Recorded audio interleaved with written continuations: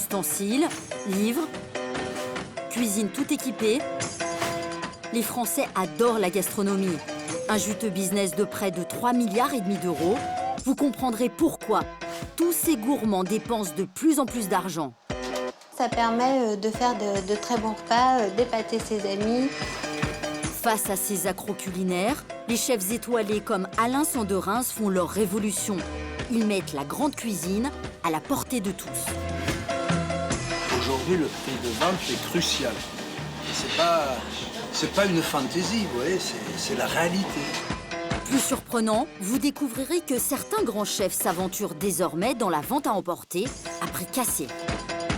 On a quand même mis un demi-homard. À la carte, on a un homard entier. Mais ça fait quand même une belle portion. Et pour être encore plus accessible, d'autres acceptent même de mettre leurs recettes en bocaux. Qui nous a préparé Christophe Michalak? Alors attention, là, j'ai fait le tour de Paris. Tu nous as gâtés, là? Bah, j'espère. Sur les traces des chefs, de plus en plus d'amateurs tentent de faire de la cuisine leur métier. Oh, waouh!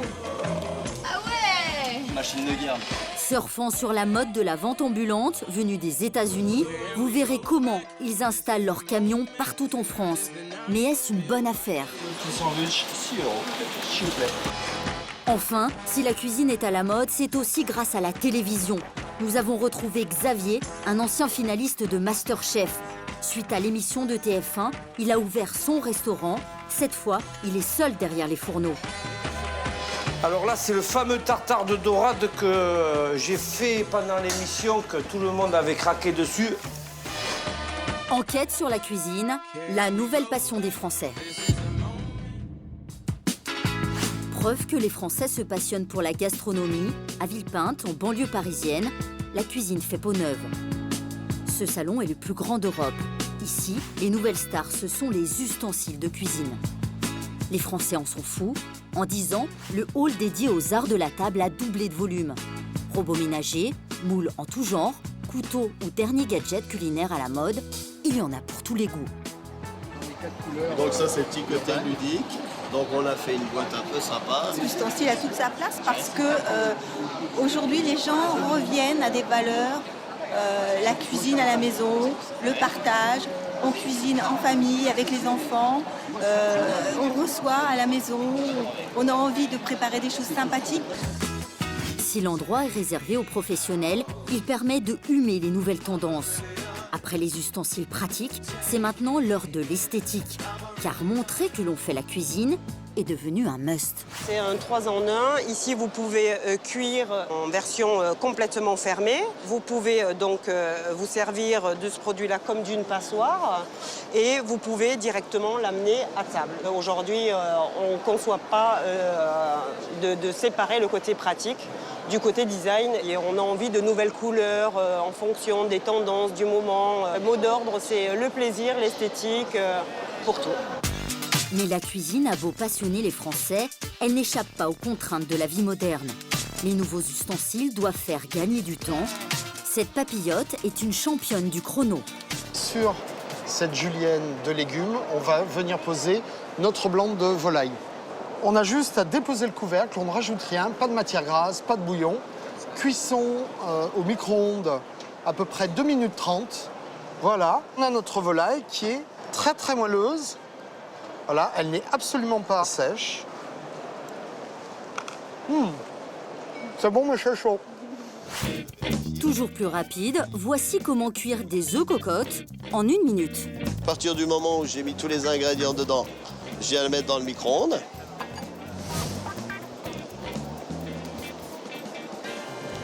Excellent. Finalement, en moins d'1 minute, on a un repas quasiment complet. L'avantage de ces ustensiles, c'est qu'ils sont tous à moins de 30 €. De quoi autoriser certains coups de cœur sans se ruiner. Mais aujourd'hui, les cuisiniers amateurs sont capables de dépenser beaucoup d'argent pour leur passion.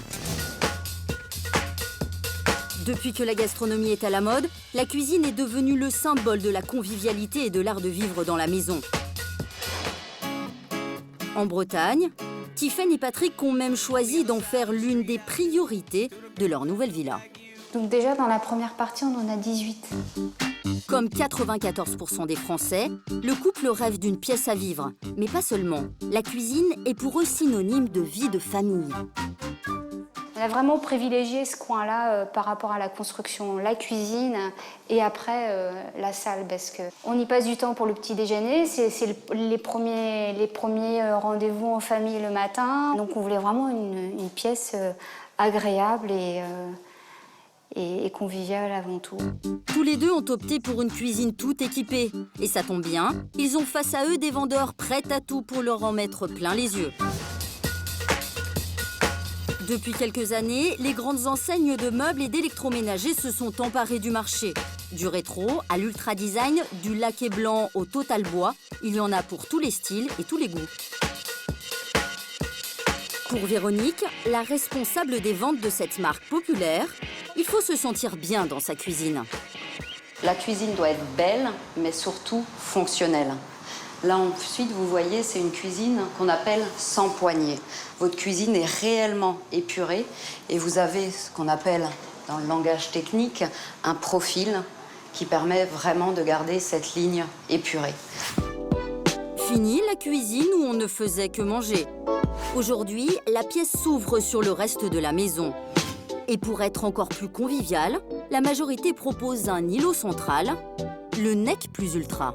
Et vous voyez, on arrive à faire des petits bars, des petits snacks. Vous pouvez avoir des îlots beaucoup plus importants avec la cuisson, sans la cuisson. Ça, c'est vraiment, on va dire, la grosse tendance. Et tout le monde a un peu envie d'un îlot chez soi parce qu'on a envie d'être... C'est un peu le symbole du regroupement dans la cuisine autour de l'îlot central. Si les cuisines clés en main se vendent aussi bien, c'est que le client peut tout choisir. Couleurs, plan de travail et même les finitions. Comme pour les voitures, le prix varie en fonction de la gamme. Nous avons une offre tout d'abord en kit pour les petits budgets et nous montons après en gamme sur des budgets plus importants sur des modèles montés. Pour 1 500 €, vous avez une cuisine. Et on peut vous faire une cuisine, allez, on s'emballe à 35 000 € sans aucun problème. Donc là, vous avez une cuisine en blanc laqué. Aujourd'hui, plus de la moitié des Français disposent d'une cuisine intégrée. Mais cela reste peu comparé aux 80% d'Européens, tous dotés de super cuisines modernes. Voilà pourquoi cette autre enseigne livre un combat sans merci pour conquérir ce marché très prometteur. Et si on n'avait pas changé de cuisine? La marque vient de signer ce dernier spot publicitaire pour tenter de séduire les seniors. Et oh tiens, un Péruvien. Dès sa diffusion, le site internet des magasins a enregistré un nombre record de visites. Une réussite pour Laure, la responsable marketing. Ce film a vraiment eu un très gros succès, puisque les gens, en fait, se sont dit que ça correspondait bien à leur mode de vie. Donc je pense qu'on a réussi à toucher vraiment la réalité de la vie des Français. Ici, pourtant, on trouve à peu près le même genre de cuisine que chez les concurrents. Même style, même matériaux, pour des prix à peu près identiques. Alors, pour se démarquer, ce géant du meuble a eu une autre idée, faire jouer son réseau de distribution. On a déjà 200 magasins, donc on a une couverture géographique qui est extrêmement forte. Il y a un magasin à moins de 20 minutes de chaque Français, donc c'est très pratique, il y a une vraie notion de proximité. Résultat, la marque est devenue rapidement l'un des leaders du secteur. Si la cuisine est tellement importante pour tous ces magasins, c'est qu'il y a des enjeux. Une fois qu'ils vous ont vendu les meubles, ils vont tout faire pour y ajouter leur électroménager. Mais les clients font-ils alors de bonnes affaires? Nous retrouvons Tiffaine et Patrick, le couple breton qui se fait construire une nouvelle maison. Pour réussir leur cuisine de rêve, ils ont choisi le numéro 1 de l'électroménager. Bonjour. Oui, et vous? Depuis 5 ans, la marque propose elle aussi des cuisines clés en main. Ce matin, Tiffaine et Patrick ont rendez-vous pour contrôler une dernière fois les mesures de leur future cuisine. Il n'y a pas grand-chose à modifier hein, sur l'aspect principal. Certains meubles à enlever, selon votre demande. Toutes les dimensions sont bonnes. Elles correspondent à la taille de la pièce et aussi à celle des appareils de cuisine. Comment alors ces vendeurs font-ils pour vous conseiller dans le choix de votre équipement? Ça dépend du besoin. Quand on a un four actuellement qui fonctionne très bien et le client ne veut pas le changer, on ne va pas forcer. Hein. Il faut aussi une certaine harmonie dans la cuisine. Donc, si ça fonctionne, ça fonctionne. S'il n'y a pas de raison de le changer, il n'y a pas de raison de le changer. Quoi. Selon lui, il ne pousse pas à l'achat. Pourtant, le couple s'est laissé séduire par ses propositions et les modèles du magasin. En principe, l'électroménager, on devait pas l'acheter à l'enseigne. Et puis au fur et à mesure, il nous a fait découvrir c'était les plaques bien spécifiques, la hotte bien spécifique. Frigo, four et plan de cuisson. On a pris les modèles qui nous convenaient. Pas tout à fait. En réalité, ces commerciaux semblent très doués pour vendre sans jamais forcer la main à leurs clients. Leur technique est bien rodée. Leur bureau est situé au beau milieu des cuisines tout équipées. Facile alors pour eux de séduire le maître à la main, le client avec les appareils électroménagers d'exposition. Au niveau des mesures, etc., ils ont vraiment tout ce qu'il faut. Ils connaissent bien leur modèle, étant donné que c'est la même enseigne. Donc voilà, quoi, ça s'est fait naturellement. Et naturellement, Tiffaine et Patrick ont dépensé plus qu'ils ne l'avaient imaginé. Au total, leur cuisine leur a coûté près de 14 000 €. Cette enseigne regorge d'idées pour booster ses ventes d'électroménager. Là, on va les aplatir un par un. Donc, comme ça. Et stop, on arrête. D'accord ? À l'entrée du magasin, le chef Christophe anime un atelier culinaire. 2 sœurs et un couple mettent la main à la pâte dans une cuisine de rêve, vendue ici, évidemment. Ça fait quoi de cuisiner dans une grande cuisine comme ça ? On se dit qu'on en achèterait peut-être une. Peut-être. C'est un bon moyen aussi de vendre son matériel, quoi. C'est vrai qu'un plan de travail comme ça, c'est le top, quoi. Moi, je me vois bien travailler sur un plan de cuisine comme ça. Cette année, près d'1 million de Français a poussé la porte d'un magasin de cuisine. Si le budget moyen de cet investissement s'élève à 5 000 €, certains n'hésitent plus à casser leur tirelire pour s'offrir un vrai fourneau de chef. Car en cuisine, la véritable star, c'est le piano de cuisson.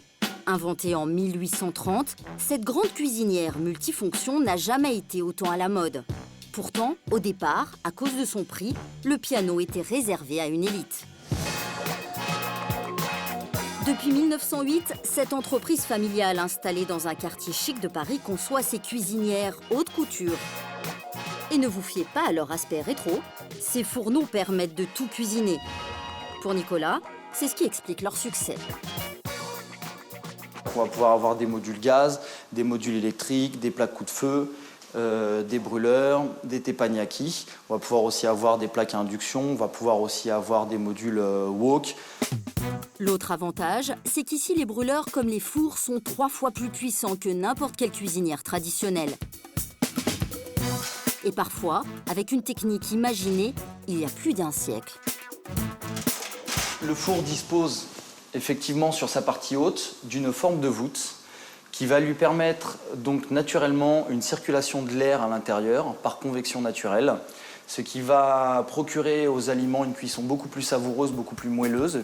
De quoi faire rêver n'importe quel amoureux de la gastronomie. Le problème, c'est que ce rêve coûte entre 10 000 et 70 000 €. Et même si la marque vient de lancer un modèle moins cher, à presque 5 000 €, cela reste inaccessible pour beaucoup. Pour trouver une explication à de tels tarifs, direction ce modeste atelier de la banlieue parisienne. Voici Alain, le chef d'atelier. C'est lui qui veille sur les secrets de fabrication de ces pianos hors normes. Ici, aucune pièce est en plastique, tout est en métal. Donc ici, on peut trouver des tôles cuivre, des tôles laiton, des tôles inox. Ce sont des matériaux qui ont effectivement un prix d'achat non négligeable. Mais ce qui coûte le plus cher, c'est que toutes ces tôles sont assemblées sur mesure et à la main. Il faut plus de 2 mois pour terminer un piano de cuisson et chaque fourneau est unique. Donc le client peut choisir sa couleur, peut choisir ses finitions, peut choisir la taille de sa cuisinière, la taille de ses meubles, le nombre. On peut dire qu'on peut réaliser tous les désirs de nos clients. Tout est possible, mais en petite quantité. Chaque année, seulement 2000 pianos sortent de ces ateliers. Et pour 80% d'entre eux, ils sont vendus à l'étranger. Celle-ci, par exemple, part aux États-Unis. Une autre part en Estonie. Pourtant, depuis quelques années, vous n'avez plus besoin d'être étranger et millionnaire pour vous offrir un piano. Même fonction, même aspect rétro, de nouvelles marques proposent aujourd'hui des pianos de cuisson à prix cassé. On peut même trouver ce genre de cuisinière à partir de 800 € dans des magasins d'électroménager. Passionnée de gastronomie, Clémence, 35 ans, ne se voyait pas cuisiner sans piano. Voici un an, elle a craqué pour un modèle avec 6 feux et 3 fours qu'elle a tout de même payé 2 000 €. C'est quand même un investissement. Après, on a préféré mettre plus dans le piano de cuisson que dans les meubles de cuisine, par exemple. Depuis qu'elle a goûté à son fourneau, Clémence ne s'imagine plus utiliser une cuisinière traditionnelle. À chaque repas, elle se prend pour un chef. Le four est déjà chaud, donc on met à peu près, on le met sur 150. L'avantage du piano de cuisson, c'est de pouvoir faire cuire différents aliments en même temps, tout en ayant des températures différentes. Au menu de ce midi, un tagine au poulet et en dessert, des cornes de gazelle. Avec son piano de cuisson, Clémence s'essaye souvent à de nouvelles recettes. Bonjour Clémence. Salut. Et c'est Camille qui va déguster ses spécialités marocaines. Ça sent bon. Alors, qu'est-ce que tu nous as fait pour ce midi? Alors, marocain. Ah, super. Clémence a beau épater ses amis avec ses talents culinaires, son piano de cuisson n'est pas le seul accessoire à donner envie de cuisiner. Il y a plus de 40 ans, déjà, des boîtes en plastique ont poussé les femmes à se mettre au fourneau. J'ai une réunion de Tupperware, mais j'aurai fini avant la sortie de l'école. Ces réunions, filmées dans ce spot publicitaire des années 70, ont fait le succès de cette marque qui, aujourd'hui, revient en force. Pourtant, dans les années 90, la marque manque de disparaître. Il faudra la détermination de son patron, Denis Gruet, pour renouveler cette gamme d'accessoires culinaires à grand renfort de matières innovantes et de couleurs flashy. Retour sur les premiers ustensiles qui ont voulu aider les Françaises à cuisiner. La marque est née aux États-Unis. Tupperware, c'est composé de 2 mots, Tupper et Ware. Tupper, parce que celui qui a mis au point les premiers Tupperware s'appelait Earl Tupper, un chimiste américain, et que Ware, en anglais, ça veut dire les marchandises. Donc Tupperware, c'était les produits de Monsieur Tupper. À cette époque, c'est la révolution dans le monde de l'électroménager. Spécialiste des matières plastiques, Earl Tupper crée le premier bol qui permet de conserver les aliments au frais. Comme d'habitude, derrière le succès, il y a une femme. Cette femme, c'était Brownie Wise, qui avait remarqué que les produits, pour être appréciés, devaient être démontrés. Et c'est là d'où est née l'idée de la démonstration. Grâce à ces fameuses réunions, les boîtes en polyuréthane se vendent à des millions d'exemplaires partout dans le monde. Mais les femmes se mettent à travailler et se détournent de la cuisine. Pour survivre, Tupperware s'adapte. Maintenant, il faut que les choses aillent vite, il faut que ça prenne le moins de temps possible. Donc, il fallait changer l'image, d'une part, et d'autre part, s'adapter à l'accélération de la vie. C'est ce que nous avons fait avec ces ateliers culinaires qui permettent, c'est le but de nos produits, de gagner du temps, de facilement préparer des recettes tout en consacrant un minimum de temps. En 10 ans, la société réussit à multiplier son chiffre d'affaires par 2. Tout ça grâce à de nouvelles méthodes de vente très efficaces.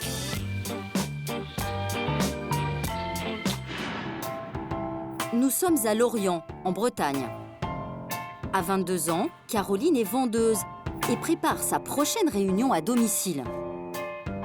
On va faire une recette de moelleux au chocolat. Le petit truc, elle ne se contente plus de présenter ses produits. Désormais, elle apprend à ses clientes à cuisiner. Peut-être que c'est le Tupperware qui donnera envie de faire la cuisine. En réalisant des recettes en direct, la marque a retrouvé le chemin du succès. Et Caroline, avec 4 réunions par mois, vend pour 2 000 € de marchandises. Généralement, il y a des ventes. S'il n'y en a pas, c'est pas grave, on passe toujours un bon moment, mais généralement, les clientes viennent pour ça. Et moi aussi, puisque forcément, mon salaire dépend aussi de ça. On est commissionné, on gagne 20% de ce que l'on vend.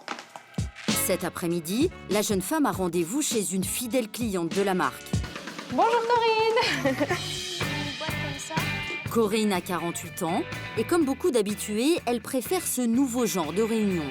Réunion d'avant, c'était on présentait les produits et aujourd'hui, on cuisine devant nous. Et c'est vrai que c'est plus sympathique, c'est plus convivial et je trouve que ça rajeunit énormément le produit. Enchantée. Comment tu vas? Ça va. Les amis de l'hôtesse sont arrivés. Caroline va démarrer son cours de cuisine. Donc aujourd'hui, on a choisi de réaliser avec Corinne une recette de saison. Une recette où le rôle de Caroline va consister à cuisiner exclusivement avec les ustensiles de la marque. Les tabliers font aussi partie de la formule. Pour cela, on va utiliser l'Extra Chef. Donc je ne sais pas si vous connaissez l'Extra Chef. Un nom prometteur pour désigner le dernier né de la marque. Un robot manuel, vendu presque 90 €, que Caroline estime évidemment indispensable pour sa recette. Donc voilà, le résultat. Et elle enchaîne la promotion des ustensiles. Car la marque ne fabrique plus seulement des boîtes en plastique. Donc l'Empilo Déco, c'est cette petite chose-là. Empilo Déco, presse agrumes, couverts, tabliers, couteaux, les prix de tous ces produits oscillent entre 10 et 200 €. La méthode de présentation change, mais l'argument de vente est le même depuis 50 ans. Moi, je pars du principe que comme je suis convaincue par les produits, j'utilise uniquement cela en atelier. Il n'y a pas de raison de montrer autre chose, d'utiliser le couteau de cuisine de Madame Tout-le-Monde. Voilà, moi je vous montre le mien. C'est voilà, celui-là est super. Voilà. En plus, ces ustensiles sont désormais censés vous donner le talent d'un chef. La nouvelle stratégie fonctionne à merveille sur Madame Tout-le-Monde. Quand on voit les choses, c'est vrai, ça nous donne des idées pour faire des recettes. Et puis bon, même si quelquefois on a un budget à ne pas dépasser, on se dit lors d'une prochaine réunion, on pourra éventuellement compléter la gamme. J'ai choisi de prendre le set Empilo Déco parce que je trouvais ça sympa, la recette que Caroline a pu faire et pratique pour du salé, du sucré. Je vais vous débarrasser de vos tabliers, mesdames. Merci beaucoup d'avoir participé. Finalement, Caroline n'a pas réussi à vendre son super robot. Mais grâce à son cours de cuisine et à l'étendue de la gamme, elle n'a pas perdu sa journée. Et donc aujourd'hui, on a réalisé 431 € de vente. Une bonne affaire pour laquelle elle va empocher une commission de 80 €. Cerise sur le gâteau, l'une des participantes lui a demandé d'organiser une prochaine démonstration chez elle. Parmi les ustensiles de cuisine, il y en a qui remportent tous les suffrages. À lui seul, il représente 80% des ventes. Il s'agit du matériel de pâtisserie. Ici, les 3/4 des rayons y sont consacrés. Si les gâteaux sont à la mode, c'est que les recettes sont de plus en plus ludiques. Et en ce moment, la tendance est à la décoration. En anglais, le cake design. C'est la nouvelle grosse tendance du moment. Donc on prend le muffin de base, on va y mettre un glaçage dessus avec 3 petites billes, hop, ça se transforme en cupcake. Là, c'est du cake design. C'est de revisiter un petit peu, de décorer en fait son gâteau. Pour ça, il existe un maximum de petits accessoires. Ils rendront votre création culinaire inoubliable. Arômes, billes de sucre colorées, un vrai bonheur pour les cuisiniers de 7 à 77 ans. Il n'y a pas de client type, ça part vraiment du petit enfant qui a 5-6 ans et qui a envie de faire pour la première fois des cupcakes avec son papa ou sa maman et de la mamie qui garde les enfants et qui justement veut apprendre à en faire avec les enfants. On aime tous manger. Donc à partir du moment où on aime manger, on aime partager. Il y a un côté aussi convivial. On crée, on fait et on mange. Et ça marche. 10 pots de colorants à 4 € sont vendus ici toutes les heures. Si les amoureux de la pâtisserie continuent d'acheter des ustensiles, c'est que les fabricants ont trouvé une astuce. Ils multiplient les nouveaux desserts. Les derniers nés, les cake pop. Donc on va voir la préparation des cake pop. Et pour vous convaincre, rien ne vaut la démonstration en direct de Loïc. Alors pour cette préparation, nous allons avoir besoin d'une pâte classique, et donc insérée dans le moule. L'originalité de cette nouvelle recette made in États-Unis, c'est de transformer les gâteaux en sucettes. Un dessert que vous ne pouvez réaliser qu'en achetant beaucoup de nouveaux moules, évidemment. Si vous voulez faire des cake pops pour la première fois, donc ce que je vous conseille, le petit moule pour 20 €. Ensuite, pour 6 €, un fondant qui est coloré et aromatisé. Donc des petits cœurs pour 3,95. Donc là, on est à moins de 30 €. 30 € en attendant la prochaine pâtisserie à la mode qui vous fera acheter encore d'autres ustensiles. Les boules de gâteau sont prêtes, il n'y a plus qu'à les décorer. Hop, vous venez juste les mettre dessus. Donc. Et voilà le résultat. Et les gourmands n'ont pas fini de craquer. Pour vendre leurs ustensiles, les marques ont trouvé une nouvelle astuce, impliquer les blogueurs culinaires. Aujourd'hui, sur Internet, il existe plus de 5000 blogs spécialisés dans la cuisine. Certains peuvent atteindre 10 000 visites par jour. Mathilde a créé le sien voici 4 ans. Cette Parisienne de 35 ans vient de recevoir une machine à chips. C'est le nouvel ustensile de cuisine en vogue. C'est la marque qui me l'a fait parvenir. J'en avais entendu parler et donc du coup je suis hyper contente de l'avoir reçue, de pouvoir la tester à la maison. Mathilde n'a rien payé pour cette machine à chips. Le fabricant lui a envoyé gratuitement. Elle a toute liberté pour tester le résultat. Ce qui est intéressant, c'est que j'aime bien la matière en plastique parce que du coup, ça se range facilement, on n'a pas peur de le casser. La mandoline, elle prend pas trop de place non plus dans les tiroirs, donc c'est ça qui est important parce qu'au fur et à mesure, on accumule et donc du coup, il faut trouver de la place. Un premier bon point. Mais Mathilde a un autre critère bien plus important. Selon elle, un ustensile doit permettre de cuisiner sain. On va s'attaquer aux pommes, aux poires, aux carottes et aux pommes de terre. Il n'y a pas besoin de mettre de matière grasse sur ce produit-là, donc ça c'est un des grands avantages puisque si on veut faire attention à ce qu'on mange et puis pour avoir une alimentation équilibrée, on évite les matières grasses et du coup on peut manger des chips sans culpabiliser. Pour cette blogueuse, c'est un avantage de faire avaler facilement fruits et légumes aux enfants. L'ustensile tient ses promesses. Après avoir découpé ses fruits et légumes à la mandoline, elle enfourne le tout au micro-ondes. Là, on a les chips de pommes de terre.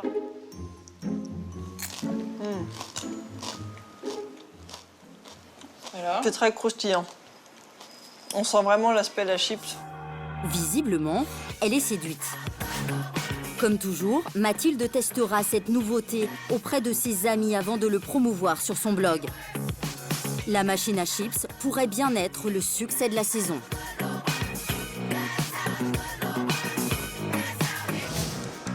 Si les Français se remettent à faire la cuisine, ils craquent aussi pour la gastronomie haut de gamme. Les grands chefs français sont devenus des célébrités. Un des premiers à se rapprocher du grand public s'appelle Alain Sanderins. Dans les années 80, le guide Michelin lui a attribué 3 étoiles, le must de la cuisine française. À l'époque, le moindre plat sur sa carte coûte plus de 100 €.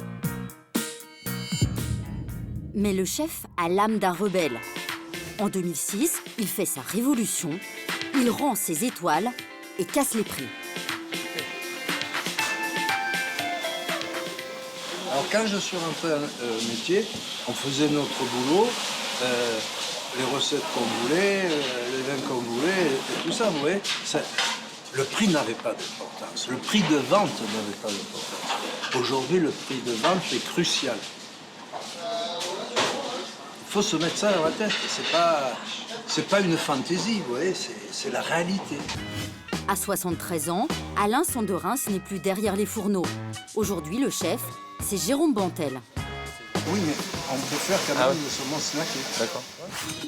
Et si Jérôme parvient à diminuer les additions, c'est qu'il a des fournisseurs comme Damien, des producteurs fidèles avec lesquels il travaille toute l'année. Déjà, c'est assez rare de venir choisir dans le camion. Hein. Très rare même. C'est très rare. C'est pas tout le monde. En tant que fournisseur, c'est le seul, quoi. L'objectif de Jérôme ce matin, dénicher des girolles bon marché. On est à combien là-dessus, là En prix, on va rester sur la même ou on descend au fur et à mesure? Ça va baisser gentiment, ça va pas lâcher du lest pour l'instant. En fonction de la saison et du climat, Damien indique au chef les meilleurs rapports qualité-prix. Tu vas quand même me mettre 3 colis. Ouais. Il va me dire, vas-y, tu peux mettre la girole sur la carte, il n'y a pas de problème. Ça suit, je connais un peu il connaît mon débit, ça fait 7 ans qu'on travaille ensemble. Une relation qui vaut de l'or et sans laquelle le prix des plats concoctés par Jérôme risquerait de s'envoler. Si j'avais pas Damien, si j'avais pas ce contact direct, le fait de pouvoir parler avec quelqu'un qui s'y connaît et qui veut travailler avec moi sur l'année, paierait 2 fois le prix que je paye actuellement. 2 à 3 fois le prix. Ce matin, j'aurais commandé girolles ailleurs. Au lieu de les payer 17, j'aurais payé 30, voire 34. Fenouil, c'est en place ou pas? Pour réussir son pari, offrir une cuisine haut de gamme au meilleur prix, Jérôme a dû revoir ses recettes. Il utilise toujours des produits de luxe dans sa cuisine, mais avec plus de parcimonie qu'avant. On va prendre l'exemple de la côte de veau. Magnifique côte de veau de lait. On aurait mis des cèpes et on aurait mis de la truffe. Vous voyez ce que je veux dire? Donc 3 produits, déjà un prix de revient, c'est même pas la peine. On est à 45, voire on est à 60 € par personne. On aurait vendu 180 €. Mais maintenant, 180 €, ça passera pas. Là, je vais la vendre 110. Je vais pas mettre des cèpes, je vais mettre des girolles. Je vais pas rajouter la truffe. Quand je dis qu'on a diminué les coûts, c'est qu'on va pas, il n'y a pas de plat sur la carte où il y a 2 produits de luxe. Mais alors, le consommateur s'y retrouve-t-il? Pour le savoir, petit test. Nous avons demandé au chef Jérôme comment il préparait autrefois le canard Apicius, le plat qui a rendu célèbre son patron, Alain Sanderens. À première vue, la version 3 étoiles d'hier ressemble à la recette plus abordable d'aujourd'hui. Pourtant, côté cuisine, ça n'a rien à voir. Là, on est en train de faire le canard Apicius, le premier que M. Sanderens a mis en place dans les années 80. À l'époque, le canard était préparé à la main par un maître rôtisseur. Donc le canard, il est poché en amont, la veille, 24 heures avant. Ensuite, donc, on le colore sur toutes les faces. Là, j'ai besoin, dans ces cas-là, de quelqu'un qui sait cuire les culs, qui sait cuire correctement les canards. Si le client le veut rosé, il l'aura rosé. S'il le veut bien cuit, hein. Donc quelqu'un de professionnel. Plus possible aujourd'hui d'avoir un maître rôtisseur derrière chaque canard. Du coup, cet appareil a remplacé l'homme. On fait un bouillon avec des épices froids qu'on met dedans. Ensuite, on prend notre canard et on le met dedans. Et on fait tourner cet appareil. Et la machine se charge de tout. 2 heures plus tard, voilà le résultat. Un canard Apicius appétissant qui revient presque 2 fois moins cher. Aujourd'hui, le canard Apicius version 2010 qu'on a modifié est à 160 €. Il est servi pour 2. Il ne peut pas être servi à l'unité, il est servi que pour 2. Et avant, il était à 280 pour 2 aussi, avec les cuisses. Avec les cuisses, mais ce n'est tout de même pas donné. On y va, ça va être froid, s'il vous plaît. On y va. Moment de vérité. Nous avons fait appel à un critique gastronomique, Éric Roux. Il va déguster à l'aveugle les 2 canards, en commençant par la dernière version de l'Apicius. Je goûte. Hein. Déjà au niveau de la... Ça a l'air d'être extrêmement tendre. La consistance est assez extraordinaire. Hein. En fait, là, on a quelque chose... C'est une consistance qu'on ne connaît pas. Ouais.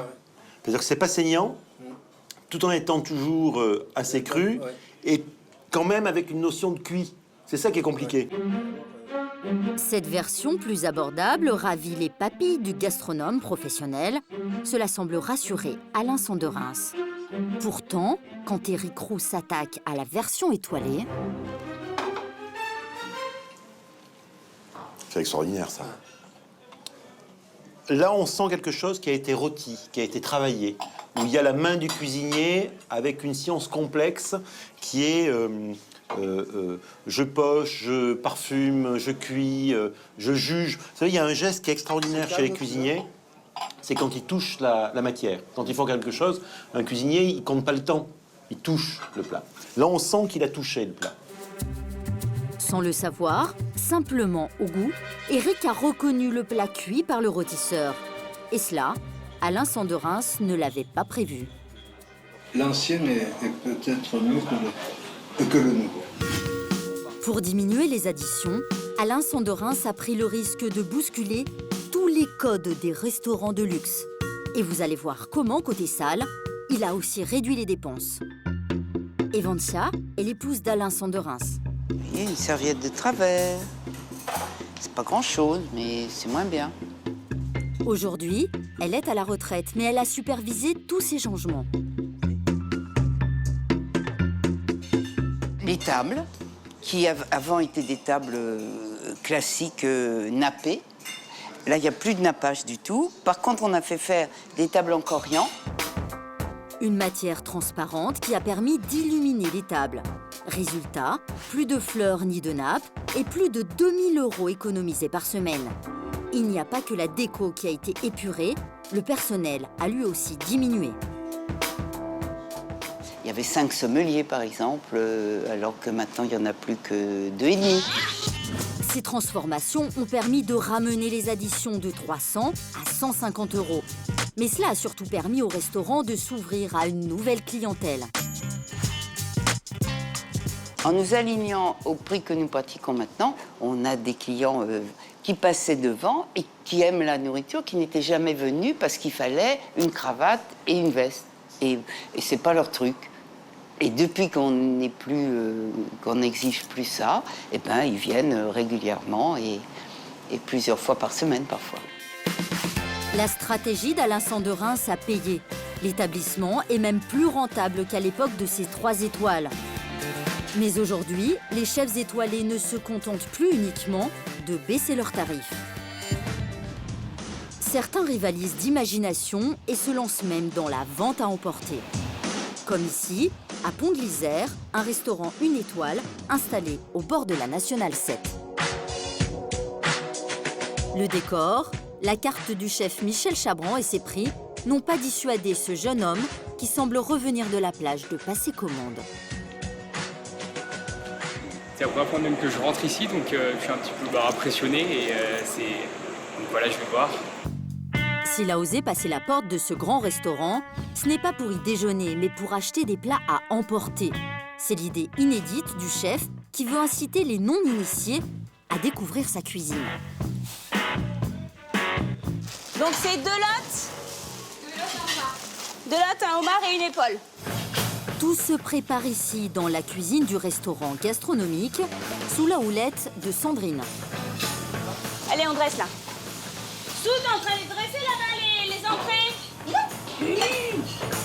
Pour les plats à emporter, Sandrine a une obsession, qu'ils soient identiques à ceux proposés à la carte du restaurant. Ça se réchauffe très bien. Après, la présentation dans une barquette, c'est assez limité. Mais le goût est là et les produits sont là. Et ça, c'est très important. Sandrine a une astuce pour vendre ses plats de chef à des prix abordables. Les portions sont divisées par 2 par rapport à la carte du restaurant. On a mis un demi-homard. Sinon, au drive, ça allait faire trop cher. Donc on a quand même mis un demi-homard. À la carte, on met un homard entier. Mais ça fait quand même une belle portion quoi, pour drive avec des légumes, des pâtes et tout ça. C'est déjà pas mal. Au drive, on le vend 29 € et là, on le vend 65 € à la carte. À ce compte-là, le homard devient presque bon marché. Et cela vaut pour tous les plats de la carte. Alors, je veux les desserts. Foie gras, pintade, homard, sablé à la poire. Le jeune homme s'est offert un déjeuner de roi pour 4 à 30 € par personne. En venant ici, j'ai payé à peu près le même prix que des sushis, par exemple, que j'ai l'habitude de commander. Et au final, j'en ai le même prix. Je mange dans un restaurant, des plats d'un restaurant gastronomique. Entrée, plat, dessert, j'ai même du homard, donc j'espère que l'expérience sera bonne, mais il n'y a pas de raison, quoi. Voilà, monsieur, c'est prêt. Parfait. Voilà. Écoutez, merci beaucoup. Voilà, alors là, vous avez le froid. D'accord. Et les plats. Avec la musette. La musette, car ici, pas question de repartir avec un vulgaire sac en plastique. Cela rajoute 20 € à la facture, mais il pourra la réutiliser. Le propriétaire du restaurant, Michel Chabran, et son fils Louis ont des tas d'autres idées. Pour développer une nouvelle clientèle, ils comptent profiter de leur proximité avec la route nationale. On va créer un espace le long de la Nationale 7 où les voitures pourront venir se garer ici. Il n'y aura même peut-être pas besoin de descendre la voiture. Vous ouvrez la fenêtre, vous partez avec la sacoche, on vous donne 2-3 indications, vous reprenez la Nationale 7 et vous allez pique-niquer sous les premiers peupliers ou sur l'aire de repos de l'autoroute. Voilà. Le premier drive-in gastronomique est en route. Pour le chef Michel Chabran, il faut attirer les clients, coûte que coûte. Bon, hein. C'est comme cela que l'espace derrière son restaurant est devenu un jardin, plein de fruits et de légumes que le chef utilise dans sa cuisine. Nous sommes à la campagne, nous sommes au bord de la Seine, il faut entendre les petits oiseaux. On a un grand jardin, on a les plantes aromatiques, les petites fraises, des framboises, des tomates. Voilà, il faut redonner un petit peu ce que les gens ont envie. Le cuisinier a même construit une cabane de jardin. Mais ici, pas de râteau et de pelle, seulement les produits dérivés de la nouvelle marque qui porte son nom. Car Michel a compris une chose, aujourd'hui c'est l'image des chefs qui fait vendre. Les initiatives s'appuyant sur l'image et la cuisine des chefs se multiplient, comme ici à Paris. Dans ce nouveau restaurant, on a mis 8 grands cuisiniers français en bocaux. Vous prenez un petit panier et puis vous choisissez ce qu'il vous plaît. Toutes les recettes sont des recettes de chefs étoilés faites pour nous. Entrée, plat, dessert, toutes les recettes sont bio et concoctées dans de petits pots en verre. On aime tellement les chefs étoilés que chaque bocal affiche la tête de son cuisinier. Tous les chefs, vous les reconnaissez sur le petit avatar. Sous chaque plat, il y a la tête des chefs. Donc vous savez si vous mangez du Pic, du Goujon, du Renaud. Anne-Sophie Pic, 3 étoiles au guide Michelin. Gilles Goujon ou encore Philippe Marcon, eux aussi triplement étoilés. Tous ont joué le jeu et cuisiné des plats dignes de leur propre restaurant. Là, vous avez un décortiqué de crabe et velouté de chou-fleur. Vous avez un taboulé rose à l'hibiscus, crevettes en gelée. Du haut de saumon snacké, salade de lentilles vertes. Des menus étoilés, mais au tarif brasserie. Ici, vous pouvez vous offrir un menu complet pour moins de 20 €. Alors, comment cette enseigne peut-elle proposer des recettes de chefs à des prix aussi abordables? Dans quelques instants, vous allez découvrir la recette du succès de ces bocaux étoilés. L'idée originale d'un chroniqueur gastronomique, Vincent Ferniaud. Permission de monter à bord, Capitaine? Aux côtés de Benjamin et Florent, vous verrez comment une bande de jeunes entrepreneurs a choisi de surfer sur la mode des food trucks pour percer dans la cuisine. Mais arriveront-ils à vivre de leur passion? Les gens ne nous connaissent pas, découvrent beaucoup, posent beaucoup de questions, prennent des renseignements, demandent quand est-ce qu'on sera là. Donc c'est une première étape. Et puis la deuxième étape, c'est d'avoir des clients habitués. Enfin, vous découvrirez la concurrence entre les 1800 nouveaux livres de cuisine qui paraissent chaque année. Maude, elle, a trouvé sa collection culinaire de prédilection. Elle est pratique, pas chère et fait le bonheur de ses enfants. J'aime bien cuisiner avec ma maman. C'est un moment où on passe tous les deux surtout, donc c'est sympa, hein?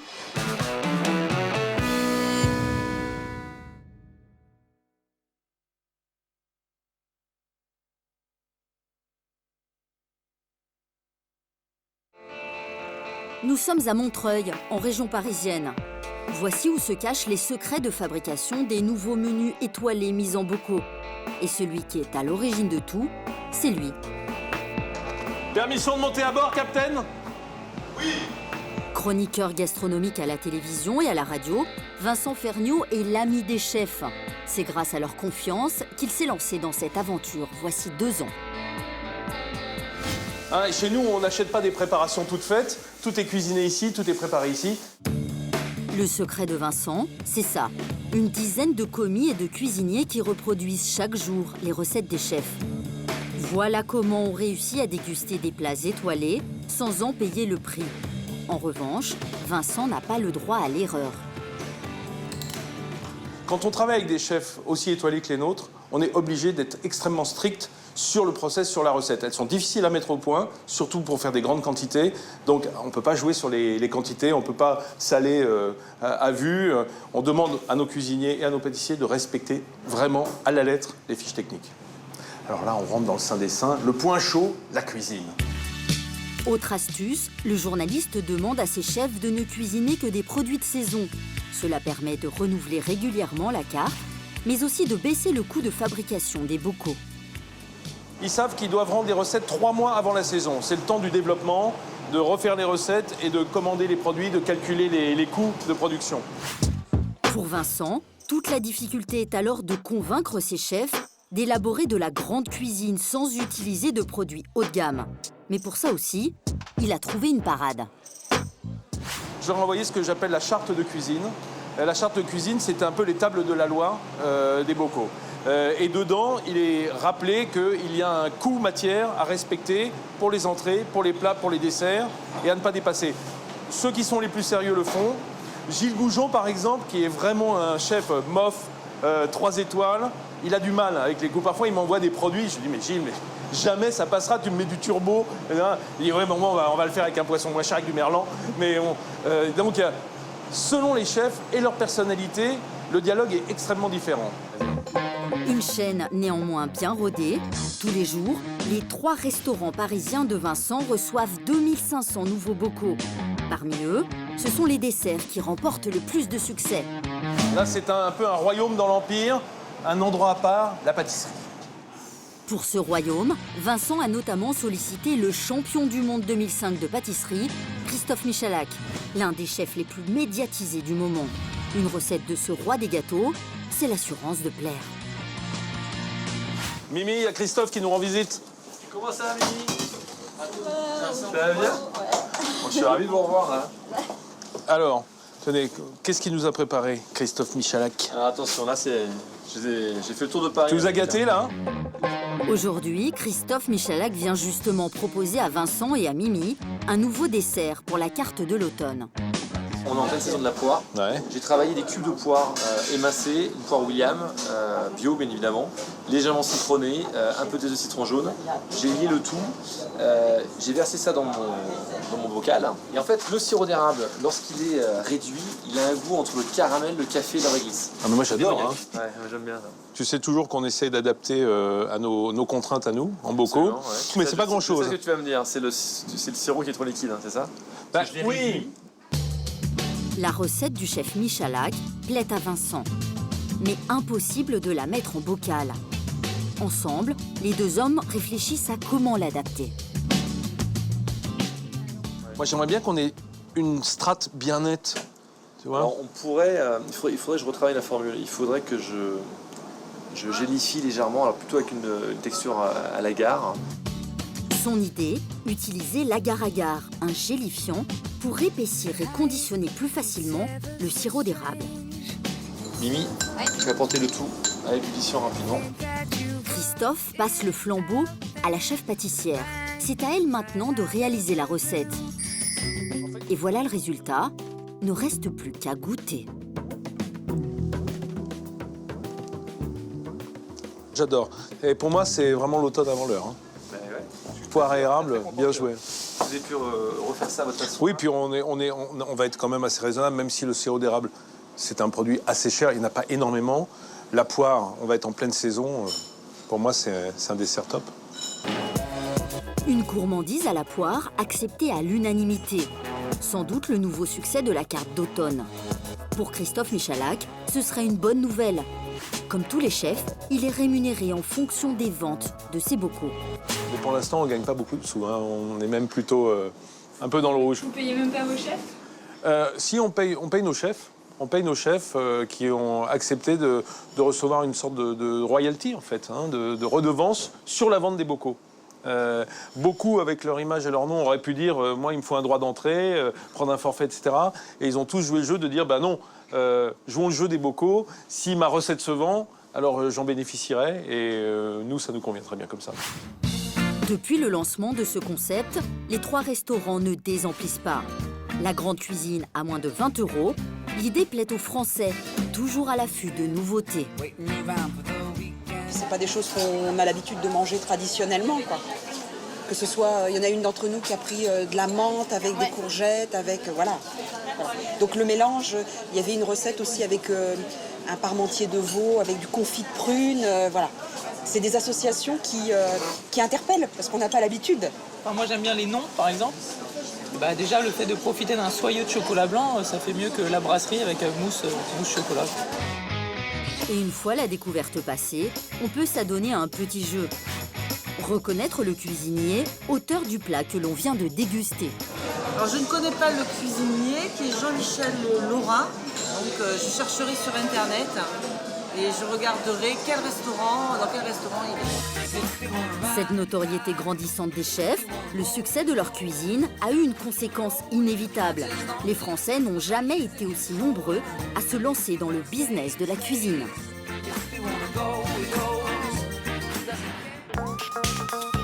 Depuis 2 ans, une formule de cuisine à emporter séduit les grandes villes. À Paris, on trouve le camion qui fume, le réfectoire ou encore la cantine California. L'idée des cuisines mobiles baptisées food trucks vient tout droit des États-Unis et propose principalement des hamburgers. Prix moyen du menu, 10 €, moins cher que dans une brasserie. Si ces camions ont encore du mal à obtenir les autorisations municipales pour s'installer, cela n'a pas découragé Benjamin de se lancer dans l'aventure. Ils sont beaux ces pains. Cet ancien ingénieur urbaniste de 32 ans a créé son food truck avec son frère et 2 amis il y a 6 mois. Pour se démarquer de la concurrence, eux ont délaissé Paris. Leur camion, ils l'ont garé en banlieue, à Montreuil. Les gens nous regardaient en disant mais pourquoi vous voulez venir chez nous quoi? Et c'est absurde, ouais. Et c'est là où on leur a expliqué non, vos quartiers sont pas pourris, ils sont dépourvus de commerce, on peut être un maillon économique aussi local. Pour être différent, Benjamin ne s'est pas contenté de franchir le périphérique parisien. À la place de l'habituel hamburger des food trucks, avec Florent, ils ont choisi une recette bien française.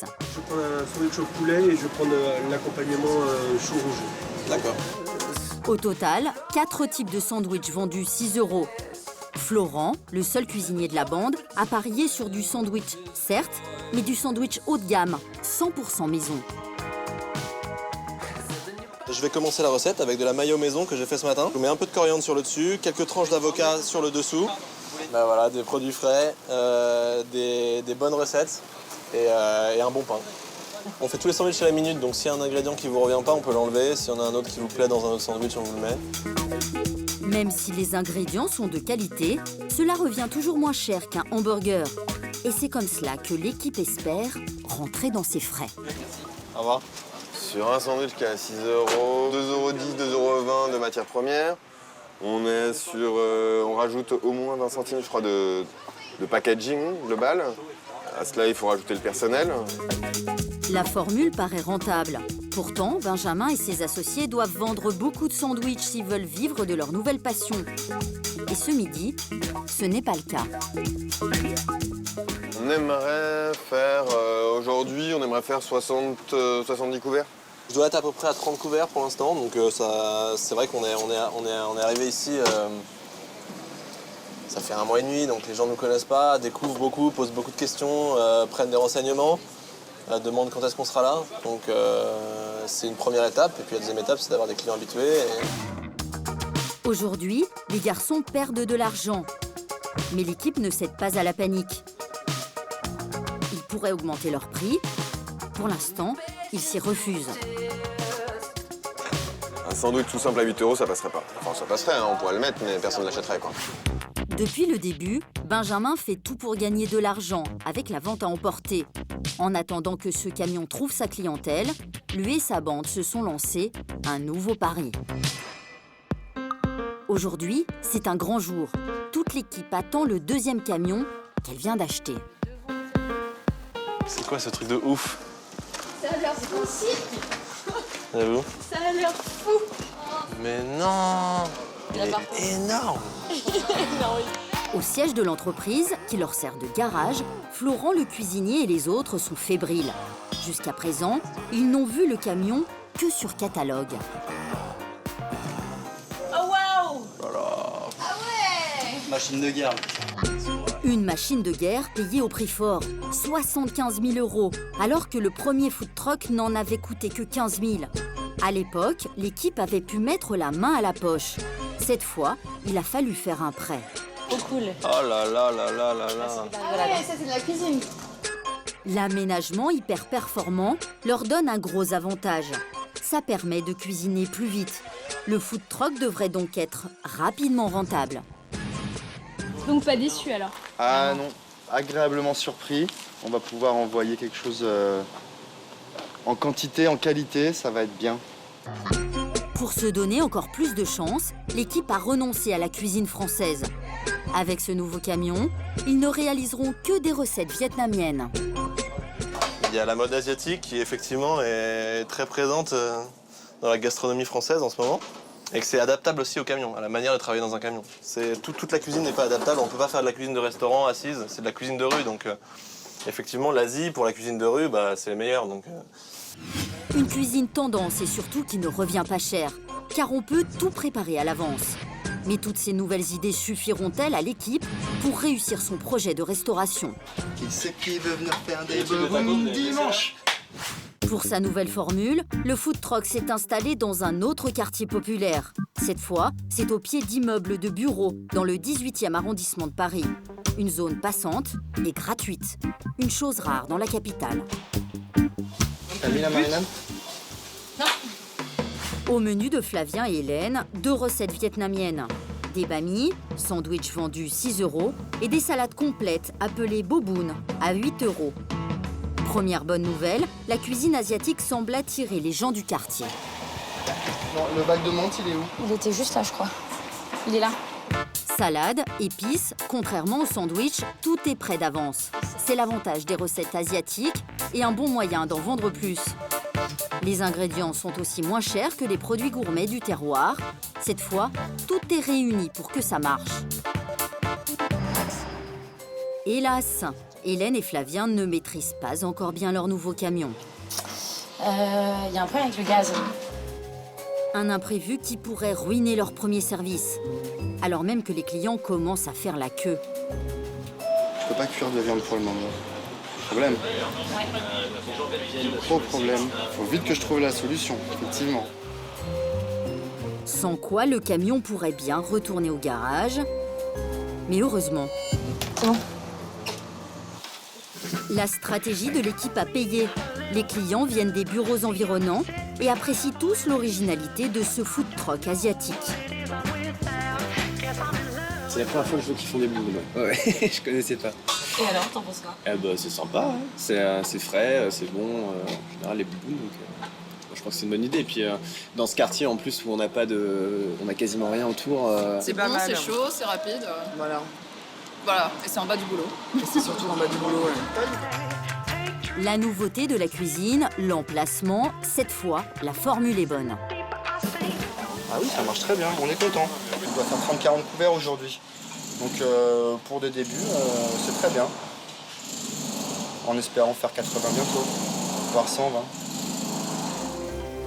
Alors que l'équipe pense avoir trouvé son business model, l'ennemi des food trucks fait son apparition, la pluie. On aurait préféré avoir des oiseaux qui gazouillent, hein, être dans un champ de pâquerettes. Malgré l'averse, les bobounes et les banh mi se sont vendus comme des petits pains. Mais vous allez voir comment les nouveaux cuisiniers vont encore peaufiner leur projet pour réussir à se mettre totalement à l'abri. Un château en Bourgogne à quelques kilomètres d'Auxerre. Tous ceux qui sont attablés dans le jardin sont les invités d'un mariage qui a eu lieu ici, la veille. Et ce midi pour déjeuner, surprise, c'est food truck. Vous prendre votre commande. Alors, je peux faire un Magnus et un Tilde. Dans la cuisine du château, nous retrouvons Benjamin, l'ex-ingénieur urbaniste, reconverti en cuisinier. On fait la garniture dessus et tout, on les envoie et on les coupe quand on les envoie. On n'avait pas prévu de faire à la base des prestations de traiteurs. C'est un peu tombé comme ça. On a beaucoup de demandes. Assez étrangement, c'est qu'on a plus de demandes de prestations de traiteurs que de gens qui veulent qu'on vienne dans leur bureau, etc. Loin d'être déçus, Benjamin et ses associés ont trouvé un nouveau débouché pour leur food truck. Hormis quelques entrées supplémentaires, ils proposent les mêmes sandwichs que dans la rue, avec cette fois l'assurance de les vendre. Économiquement, c'est intéressant. On a exactement le nombre de couverts. Du coup, on sait exactement ce qu'on va faire, les chiffres qu'on va faire. On sait ce qu'on va acheter, on sait avec quoi on va rentrer. Et le food truck, symbole par excellence de la gastronomie urbaine, semble faire merveille dans les jardins de Bourgogne. Alors, vous avez un choix de 3 sandwichs et vous pouvez choisir le Magnus, mais ici ou le Tilde. Mais vous pouvez commander, allez-y. C'est Julie, la mariée, qui a eu cette idée. et elle est plutôt fière de sa réussite. Le concept plaît beaucoup, il y a un côté un peu champêtre, on s'installe dans l'herbe, on mange de façon informelle avec ses doigts, ça dégouline et c'est comme ça et c'est exactement ce qu'on voulait faire, donc c'est ça qui est intéressant, ce concept un peu convivial, très original. Ça change des mariages traditionnels en fait. Ouais. On choisit ce qu'on veut manger. Puis quand on regarde la carte, on a des produits qui sont authentiques. Les invités sont ravis et la mariée, en plus de les voir se régaler, a fait une bonne affaire. Je pense qu'on doit être à autour d'une centaine d'euros par personne pour 3 repas, voilà, hors boisson. Julie a donc déboursé 7 000 € pour ses 70 invités. En moyenne, pour le même nombre de convives, les Français payent plus de 9 000 €. Une sacrée économie. Là, t'as le Magnus avec le Elsie pour Alice. Mais la bonne affaire, c'est aussi Florent et l'équipe du food truck qui la font. Avec les mariages, ils assurent leur trésorerie. Donc il y a les services de tous les jours, qui n'est pas celle qui fait de l'argent. Et l'autre partie, c'est l'événementiel pour vivre, quoi. Ça me plaît d'aller faire un mariage comme ça, avec des enfants, avec un grand jardin. S'ils veulent se développer, les food trucks vont devoir multiplier les nouveaux créneaux. Dans les campagnes françaises, il y a pourtant des camions de vente à emporter qui n'ont jamais connu la crise. Nous sommes à Vauréal, petite ville de la banlieue parisienne. Contrairement au food truck, Bruno peut garer son camion à pizza gratuitement, presque partout. Depuis 6 mois, il s'installe sur ce carrefour tous les jeudis soirs. Première chose, c'est de démarrer le four et puis après, le temps de ça se met en route, en fait, ça chauffe bien à bonne température. On a le temps de se mettre en place tranquillement et voilà. Ça, c'est la priorité, c'est ça. Avant de se lancer dans la restauration, cet ancien commercial cherchait un secteur porteur. Avec un marché français de plus de 6 milliards d'euros, Bruno s'est dit que la pizza était un bon filon. La Vallée des Pizzas, bonjour. Il y a un engouement pour la pizza. C'est convivial et puis on partage un moment sympa. En général, c'est le soir, après la journée, on en a marre, on n'a pas envie de faire à manger. Déjà, bon, voilà, donc c'est vite fait, on passe prendre une pizza et puis c'est réglé. La pizza, c'est quelque chose qui, à mon avis, va marcher tout le temps, quoi, en fait. Et si on fait des produits vraiment frais, des produits quelque chose qui est bon, obligatoirement, ça va fonctionner. L'autre gros avantage, c'est que cela ne nécessite quasiment aucune formation. Après 15 jours dans une pizzeria réputée et une école payée 1 000 €, Bruno a reçu son diplôme de pizzaiolo. Donc en fait, en 15 jours, on peut devenir un pizzaiolo aguerri. Non. Non, aguerri, non, on a de bonnes bases. Et après, après c'est l'expérience qui fait que, voilà, non, on n'a pas pizzaiolo, champion du monde comme ça, non. Une expérience notamment indispensable pour dégoter le bon emplacement, où les clients afflueront. Car avec 6 000 camions itinérants et 15 000 pizzerias, la concurrence est rude. Mais Bruno a 2 atouts, le nombre de ronds-points et de villages en France et un bon sens de l'observation. J'ai pris mes décisions sur les emplacements par rapport, en étudiant le secteur.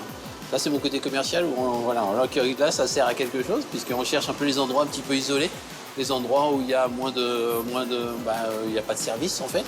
Après, ça va se développer, le bouche à oreille, après, voilà, comme ça fait là, un petit peu sur les emplacements que j'ai depuis 6 mois. Et c'est ça, en fait, c'est le bouche à oreille, les gens viennent. Et pour fidéliser la clientèle, Bruno a aussi des techniques bien à lui. Le pizzaiolo chouchoute ses clients avec de petits cadeaux. Petit rosé offert, voilà. De quoi faire de vous un habitué et un gros consommateur de pizza. 4 pizzas achetées et j'offre un rosé, une bouteille de rosé, quoi. Voilà. Et un bon rosé, tant qu'à faire par rapport à un truc qui coûte pas cher et qui donne justement un petit rosé, voilà. Pourtant, Bruno n'a pas de souci à se faire pour les clients. Les Français restent les premiers consommateurs de pizza en Europe, 10 kilos par an et par personne, 2 fois plus que les Italiens. Jeudi ? Ouais. Jeudi ? Oui, monsieur. Attention. Si cet engouement ne se dément pas, c'est certainement à cause du prix. Moins de 10 € pour un menu complet, la pizza affiche le meilleur rapport qualité-prix de tous les plats à emporter. J'ai tablé sur une pizza à un prix moyen, en fait. Je suis entre 9 et 10 €, donc c'est à peu près le prix moyen sur lequel il faut tabler. Mais c'est surtout pour les finances de Bruno que la pizza est une reine. Avec une pâte faite d'eau et de farine, très peu de garniture, son coût de revient est dérisoire. 1 euro, entre 1 euro et 1,50 €, on va dire. Bien plus rentable que les hamburgers, les sandwichs et même les recettes asiatiques. À chaque pizza vendue, presque 9 € tombent dans la poche de Bruno. Mais une fois ses charges payées, le pizzaiolo doit vendre une quarantaine de pizzas par soir s'il veut gagner 2 000 € par mois. Et cela en travaillant 6 jours sur 7. Un business pas si juteux, pourtant Bruno ne regrette rien. Pour moi, par rapport à mon travail de commercial avant, ça n'a rien à voir, quoi. Je gagnais plus ma vie avant, mais j'étais stressé, j'étais pas bien dans ma peau, voilà. Que là, aujourd'hui, je suis super bien dans ma peau, c'est impeccable, je le sens. Comme Bruno, de plus en plus de Français professionnels ou amateurs trouvent dans la cuisine un moyen de se ressourcer. Et ça fait les affaires des éditeurs. Avec 13 millions de ventes chaque année, les livres de cuisine font recette. Du manuel pratique à l'univers des chefs, des plats du terroir aux cuisines du monde entier, en tout plus de 1800 ouvrages nouveaux chaque année. L'un des secrets de leur réussite, ces photos qui rendent les plats beaux et donnent envie de passer au fourneau. Et ça, c'est le travail d'Alain Cast, l'un des meilleurs photographes culinaires du moment. Il y a quand même pas énormément de personnes qui peuvent faire des jolies choses comme ça. Pour obtenir les photos les plus appétissantes, Alain Cast a développé une méthode imparable. Ce qu'on fait aujourd'hui... Très artisanal. Sa femme Faiza est styliste culinaire. C'est elle qui crée les recettes et les réalise juste avant qu'Alain ne prenne ses clichés. Le but de la manœuvre, c'est d'avoir un petit peu des choses qui sont faites vraiment à la main, qui sont vraiment des choses qui ont une validité du point de vue de la recette et du point de vue des ingrédients. Pour Alain, c'est ce réalisme qui rend la photo belle et réussie. Au menu de cette séance à la maison, tarte au pesto et à la tomate et plusieurs verrines. Mais pour que le photographe passe à l'action, il faut que les plats soient prêts. Oui, c'est-à-dire que dans l'équipe, il y en a quand même. Voilà, il y en a toujours un qui. Tourne les pouces. Voilà, absolument. C'est-à-dire que bon, c'est ça c'est le. Pendant que l'autre turbine, on va Exactement, c'est toujours le grand débat. Et quand c'est prêt, Faiza doit encore peaufiner quelques détails pour que la recette soit photogénique. Alors là, je fais mon petit casting d'herbes et c'est pas facile parce que les feuilles, elles sont toutes oxydées. Une petite touche déco, le meilleur angle, la bonne lumière. Une photo culinaire ne supporte pas l'imperfection. C'est pas de la triche, c'est juste que je modifie un tout petit peu l'angle pour me faciliter les choses. Et voilà le résultat. Voilà, regarde, c'est mieux ça, non? Regarde. Quand quelques défauts subsistent, Alain les fait disparaître grâce à un logiciel. C'est la même méthode pour les photos de mode et les mannequins. C'est un point noir qui se comprend pas, que je vais faire disparaître parce qu'il n'a rien à faire sur le concombre. Hop. Mais contrairement à la mode, Alain et Faiza, eux, ont un gros avantage. Ils peuvent déguster après chaque séance. Bon, hein. Moi, j'ai une recette validée, ça se dit. Hein. Mais au-delà de l'esthétique, si les livres gastronomiques marchent, c'est qu'ils rendent la cuisine accessible à tous. Énorme succès depuis 2011, cette collection de petits livres propose de réaliser des recettes avec des produits alimentaires du quotidien. Résultat, plus de 3 millions d'exemplaires vendus tous les ans. Maud est accro à cette collection. Elle craque pour son concept, très simple, et son petit prix, 3,50 € le livre. Par exemple, il y a les confitures Bonne Maman, il y a le lait concentré sucré, il y a Spéculoos. Et moi, ils me donnent tous envie, honnêtement, je crois que je les ai à peu près tous de toutes les collections. Un produit de base aimé par tous et décliné en 30 propositions, loin des livres de cuisine élitistes. Voilà pourquoi ces recettes faciles et rapides plaisent aux mères de famille comme Maud.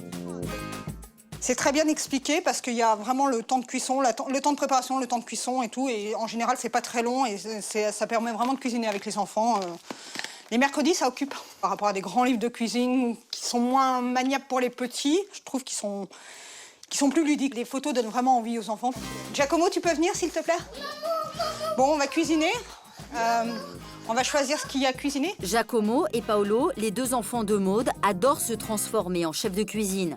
Le plus dur pour eux n'est pas de se mettre au fourneau, mais de choisir la recette. En fait, c'est vraiment au coup par coup, selon les envies des enfants. Là, ils veulent du chocolat aujourd'hui, donc on va faire un cake au chocolat aux Smarties. Et puis on fera une boisson pour avoir un peu de lait, donc un kit milkshake. Il faut les Smarties, donc 50 grammes de Smarties. Avec ces recettes, les matières premières se trouvent souvent dans vos placards. Maude et les enfants peuvent se mettre au travail. Un vrai moment en famille. J'aime bien cuisiner avec ma maman, parce que c'est sympa, on s'aide. Oui, et puis c'est un moment où on passe tous les deux surtout, donc c'est sympa, hein? En moins de 15 minutes, la recette est faite. Un jeu d'enfant. Plein de Smarties dedans. Oui, c'est vrai, maman, plein de Smarties. Ça va être bon, hein? En attendant que le gâteau soit prêt, Maude et les garçons se lancent dans la préparation du milkshake. Avec encore un produit d'une marque connue qui plaît aux enfants. Du lait, de la glace, ne reste plus qu'à mixer le tout. On va mettre le milkshake au frigo. Le gâteau sorti du four, c'est le moment de tester le résultat de cette séance de cuisine en famille. Même Caroline, la grande fille de Maude, a décidé de se joindre au goûter. Tu prends le goûter avec nous? Allez. Allez, hop, c'est parti. Ce dessert a coûté moins de 4 €. C'est pas cher, c'est bon, et les recettes sont tellement simples que Maude ne les a jamais ratées. Qu'est-ce que t'en penses alors? Il est bon. Il est bien moelleux, il est bien chocolaté et ça donne les petits Smarties donnent du craquant, c'est parfait, je trouve. On va essayer de recommencer très vite, hein? En se mettant à la portée de tous, la cuisine n'a jamais été aussi conviviale. Et si la gastronomie remporte un tel succès dans les familles, c'est aussi grâce à la télévision. Alors je vais partir sur des mini tartelettes au citron. Voici MasterChef, l'une des plus célèbres émissions de cuisine du petit écran. Cette compétition entre apprentis chefs est devenue un rendez-vous incontournable. En 2011, près de 6 millions de téléspectateurs assistent à la grande finale et font la connaissance de Xavier. J'ai fait une petite nage avec la cardamone, la vanille. Encore nage de fruits? Une nage de fruits. Ce coiffeur de 42 ans n'a alors qu'un seul rêve, lâcher ses ciseaux et se consacrer à la cuisine. En réalité, Xavier n'a pas gagné cette année-là. Mais il n'a pas renoncé à sa passion pour autant. Grâce à MasterChef, il a même réussi à ouvrir son restaurant. Dans quelques instants, vous allez découvrir comment Xavier est passé du rêve à la réalité. On a fait un petit jus à la myrtille. Et vous verrez que cet ancien coiffeur est en train de réussir sa reconversion. Là, il a parlé comme un chef, avec un dialogue de chef.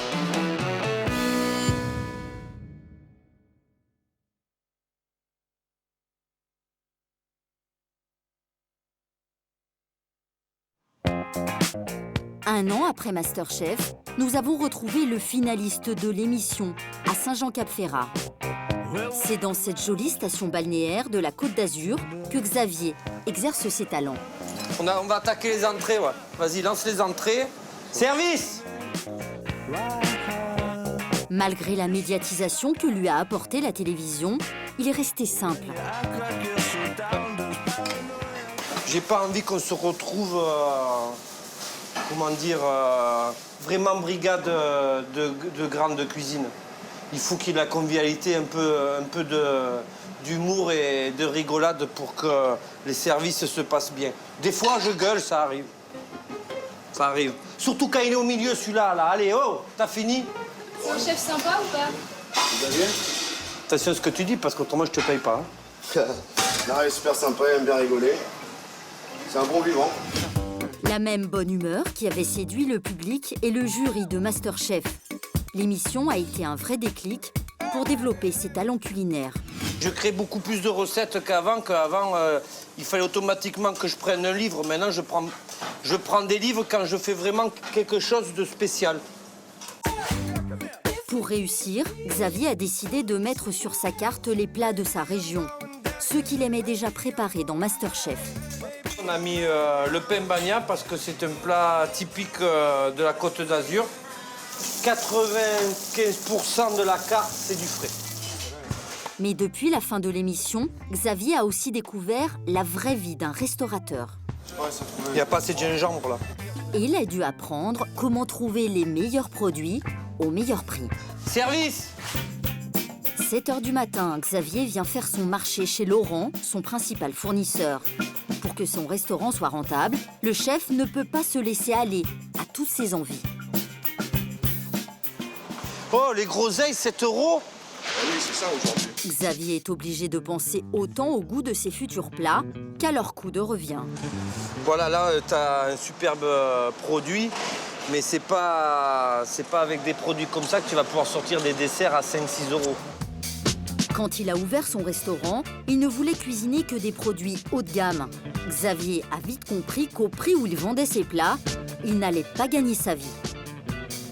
Moi, je suis arrivé, j'ai dit, ouais, je vais faire du loup sauvage, je vais faire ci et ça. Quand tu vois qu'un loup sauvage comme ça, tu le payes 60 ou 70 €, tu peux pas vendre à perte. Hein. Tu vois, en 3-4 kilos. Ça, c'est magnifique, ça. Mais là, c'est une super pièce, mais ça, au restaurant, c'est... Il doit être pas loin de 30 € le kilo, là. Ouais, moi, je connais les tarifs maintenant. 30 € le kilo, ça fait déjà... La pièce coûte déjà 120 € hors taxe. Sans l'avoir travaillé, sans rien. Alors, pour réussir, Xavier s'est adapté. Aujourd'hui, il choisit d'acheter de la dorade, un poisson vendu à 15 € le kilo, soit 2 fois moins cher que le loup. Tu vois des langoustes comme ça à la carte, je roule en Porsche, hein, je te le dis. Hein. Désormais, chef de sa cuisine comme de son affaire, Xavier assume toutes les responsabilités. Heureusement, il peut compter sur le soutien de ses fournisseurs. Déjà, voilà, j'ai peut-être un peu des avantages aussi sur la marchandise. Des prix un peu plus compétitifs que tous. Ils essayent de faire le maximum pour que je réussisse. Il y a une autre personne qui l'encourage. Elle tient le salon de coiffure dans lequel il a travaillé pendant 25 ans. Bonjour. Bonjour. Voici Elisabeth, la mère de Xavier. Elle n'a pas raté une miette de l'expérience télévisuelle de son fils. Pour lui, c'est la plus belle des récompenses. C'était son rêve. Ah, moi, il y a un truc, je suis content d'avoir fait MasterChef. Pour que ma mère, une fois, me félicite. C'est la première fois que ma mère me disait bravo. Même que je sais qu'elle le pensait des fois quand je faisais des autres trucs, mais c'est pas quelqu'un de très expressif. Xavier entend bien rester chef le plus longtemps possible. Et pour attirer de nouveaux clients, il a décidé de renouveler sa carte. Si le succès lui sourit, c'est aussi que l'ancien coiffeur a su bien s'entourer. Dans son aventure, il s'est associé à Florent. Ce financier a constaté au fil des mois les progrès du jeune restaurateur. Je pense là où il a fait un bond énorme en avance, c'est dans la gestion. La gestion de la cuisine, la gestion des commandes. Alors ça, je ne vais pas dire le contraire parce que c'est moi qui ai fait les comptes. Et là-dessus, je lui tire mon chapeau parce que voilà, en un an, je pense qu'il a réussi à faire ce que d'autres peuvent mettre plusieurs années. Voyez. Et il a très bien compris maintenant voilà, la réalisation de plats en fonction d'un coût. Pour goûter ces dernières nouveautés, Xavier a invité quelques amis. Autour de la table, des fournisseurs et des cuisiniers, dont Emmanuel Ruse, le chef du restaurant Loufassoum, une étoile au guide Michelin. Ne distribuez pas la cuisine, là. Sortez, s'il vous plaît, là. Là, vous n'avez pas le droit d'être ici, allez. Les invités ont beau être des amis, Xavier n'emmène pas large. Il se sent un peu dans la peau de l'ancien finaliste de MasterChef qu'il était il n'y a pas si longtemps. Aujourd'hui, c'est un test sous pression. Très grand test sous pression.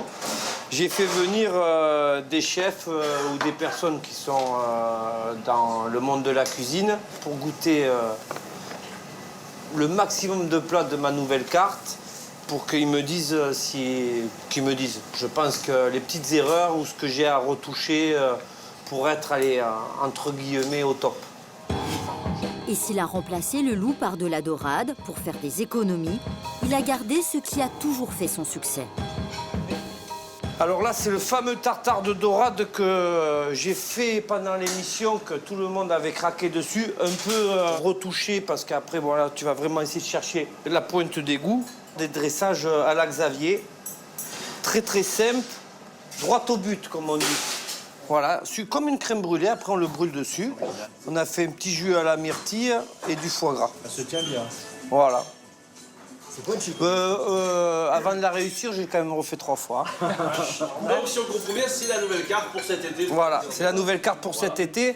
Et je vais, en tant qu'à faire, je vais vous amener aussi le carpaccio de poulpe, comme ça vous pourrez le goûter. Au menu de la nouvelle carte, tartare de dorade ou carpaccio de poulpe, côte de bœuf à la provençale, foie gras poêlé au palais de maïs. Xavier guette du coin de l'œil celui dont il redoute la vie, le chef étoilé, Emmanuel Ruse. Rien à redire. Petit carpaccio. L'originalité dans la crème brûlée, là, j'aime beaucoup. Un petit peu plus d'acidité dans le carpaccio, peut-être. Dans le tartare, un petit peu plus vite. Et c'est vrai que depuis le début, à l'ouverture à maintenant, les progrès, on les voit. Pour le chef Ruse et tous les autres, la carte de Xavier est un franc succès. Alors, c'est pas une cuisine d'un grand professionnel, mais c'est une cuisine de cœur.